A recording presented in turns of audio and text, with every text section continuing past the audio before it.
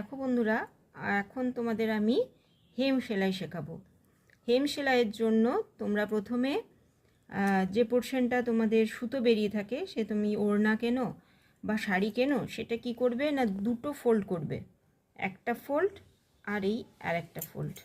এবার এই সুতোটাকে এদিক থেকে সেম ডিস্টেন্সে রেখে করবে, তাহলে তোমার সুন্দর হবে জিনিসটা। দুটো ঘর ছেড়ে ডাউন করে আপে নিয়ে চলে গেলে, দিয়ে টেনে দিলে সুতোটাকে, দিয়ে আবার তুমি গুনে নিলে দুটো ঘর, একটা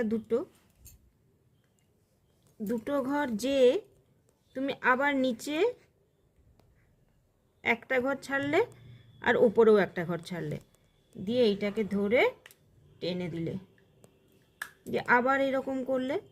হেম সেলাইয়ের আরেকটা নিয়ম কি বলো তো, যে কালারের তুমি জিনিসটা নিচ্ছ সেই কালারেরই